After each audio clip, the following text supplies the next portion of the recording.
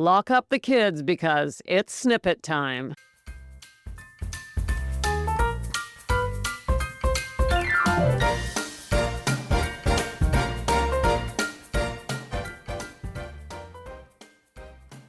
Hello, gals, and welcome to Sober Living Snippets, where we live alcohol-free so we can heal our relationships, feel youthful again, and ditch regret and shame.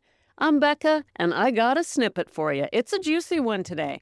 We're looking at The Game of Life and How to Play It by Florence, Scovel, Shinn. This is a book published in 1925. And I don't know about you kids, but I'm really enjoying this book.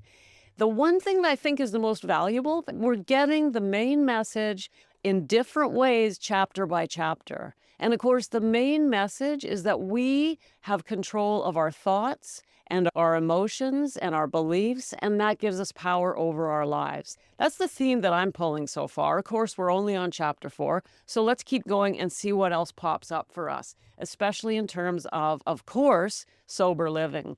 Today's chapter is called The Law of Karma and the Law of Forgiveness. In this chapter, Flossie gives us a lot of examples, little stories from her life. That's really what this book is. You know, it's giving us an idea, a concept, and then referencing it to the life of Jesus or the Christian Bible, and then giving stories from her own life and how she helped other people to incorporate these ideas into their lives, to play the game of life and win. Okay, today she begins this chapter by saying, and I just want to remind you again, because it does get a bit much. I got to be honest, you know, we live in a different era, so it gets a bit hard to hear after a while. But the truth is, it was published in 25, and back then language was different. The pronoun was man and men and he. That was the only pronoun when talking about people in general. So please do know that Flossie had no intention of excluding women. Hopefully that's obvious, considering that she is one. Okay, let's get going.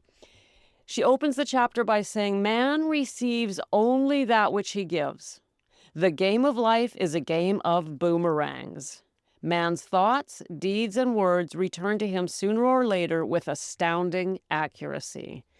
I love this. We've talked about this before. We all know this, but do we actually believe it? Do we actually put it into play in our lives? You know, not that long ago here on the Snippets, I said to you that if you want love, what do? You give love. If you want friendship, what do? We be friendly. We be the type of person that could be a friend.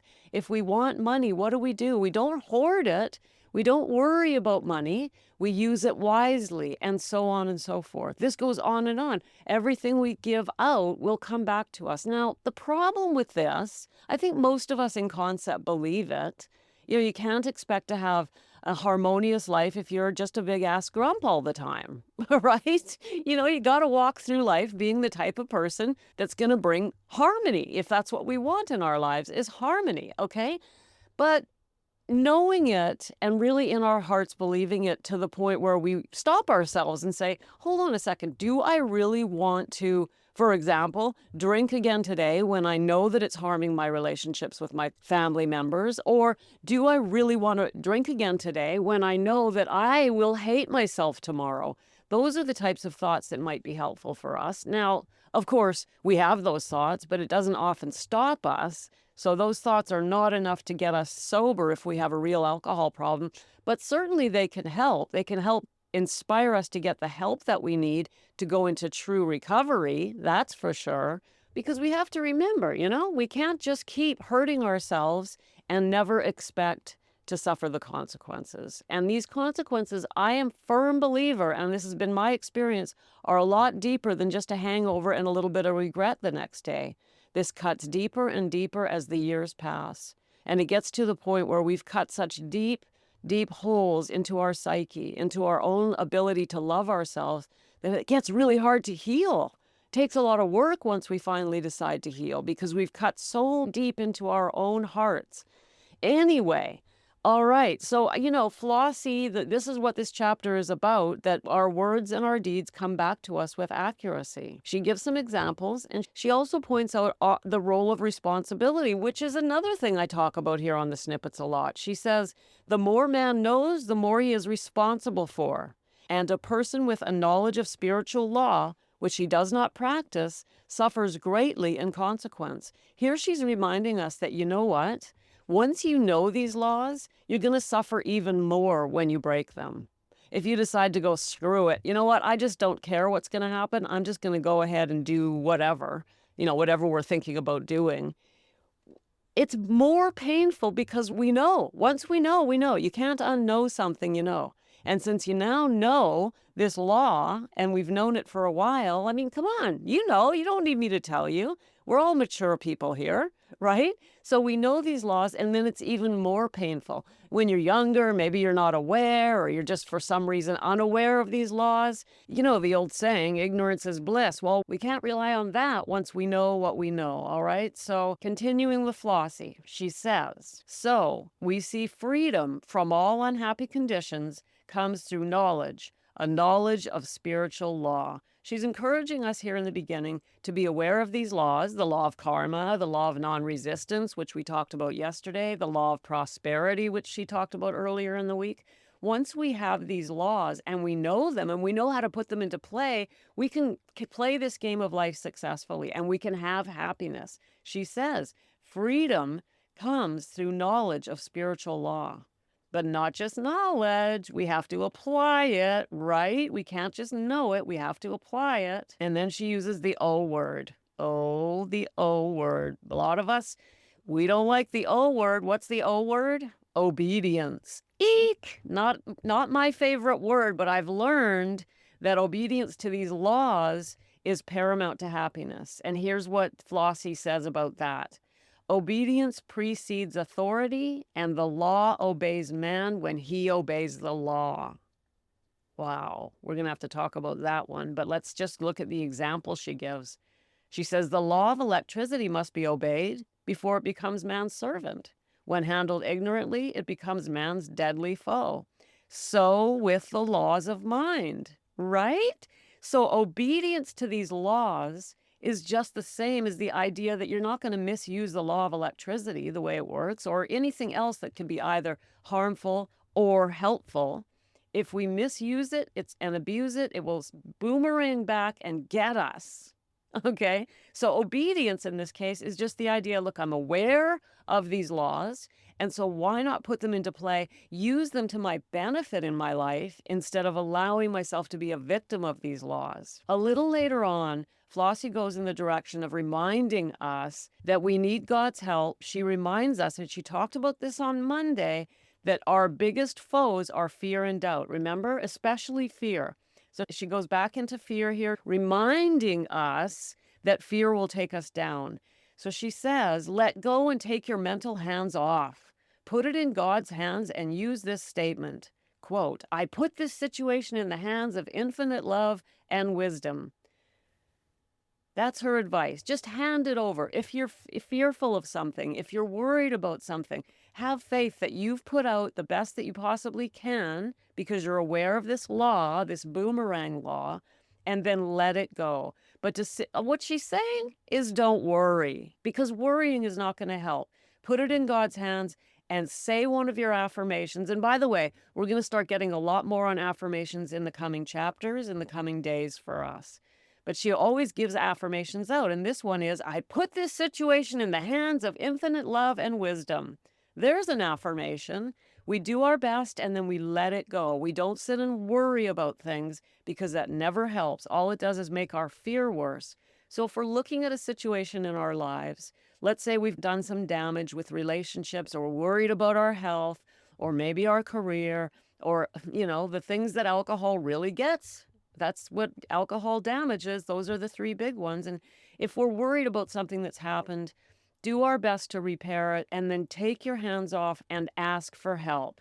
So we can say, I put this situation in the hands of infinite love and wisdom. Do your best and then let it go. She calls this standing still. And she notes that it's very hard for us to do it. She says, it is learning to stand still, which seems so difficult for man. By standing still, she means letting go, doing your best and then giving it over to God. Use your affirmation and have faith and trust that things will work out the best for you once you've done your best. You know the law, you obey the law, and then you hand your life over in faith that everything will work out, because these laws are universal and they are absolute. It's not like they don't apply, okay? So we know if we've done our best, sooner or later, the best will boomerang back to us. Now, of course, nobody knows that time, what that sooner or later is. So we must be patient and have faith. Faith that it is going to work out for us. Flossie says to us, man's supply is inexhaustible and unfailing when fully trusted, but faith or trust must precede the demonstration. According to your faith, be it unto you.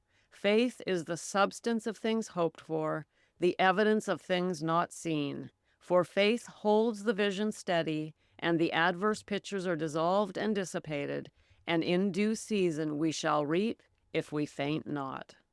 What does that mean? You know what it means. It's so beautiful. It means, like I was just saying, we need to have faith, do our best, try not to worry, and have faith that everything will work out. So if you're in the middle of a difficult situation in your life, no matter how it was caused, whether it was alcohol related or not, if you're having difficulties, decide to follow this law more carefully, because it's likely that you've put something out there, and that's why it's boomeranging back to you. So decide from today to have this law a little more front and center in your mind, the law of cause and effect, the law of the boomerang. Start putting out into the world what you want to come back to you. And then have faith that it will come back to you in due season. Have faith that things will work out.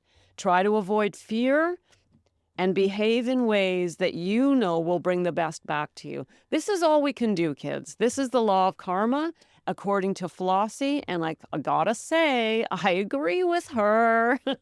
So there is a very powerful chapter that we can put into effect directly now in our lives. I hope you found that helpful. And today's do, coming at us right from Flossie, is let's put out today into the world only things that we want to come back to us. And be careful. Let's think about what we're saying, what we're doing, and what we're thinking. Remember, this includes our thoughts. Negative thoughts also come back to us because our minds are so incredibly powerful. That's your do. That's your snippet. That's wisdom from Flossie. And I will see you tomorrow. If you want to get more involved with me and the rest of the community, the link is in the show notes, and it's the Sober Living Community. It's free, all sorts of goodies in there, not to mention a live masterclass every Saturday by yours truly. I will see you tomorrow with the next chapter in the game of life and how to play it. This chapter is called Casting the Burden, and the subtitle is Impressing the Subconscious. In other words, tomorrow, Flossie's going to teach us how to impress our subconscious so that it can start working for us. Up till now, she's been telling us a lot about the subconscious. Tomorrow, she's going to give us concrete ways to actually impress it so it can work in our favor. Even when we are not putting a conscious effort into it, our subconscious can start taking over for us. So we really want to learn how to cast the burden onto the subconscious. And that's tomorrow, kids. See you then. Thanks for popping in. Be sure to come back tomorrow so we can keep your head on straight. Sending you buckets of love.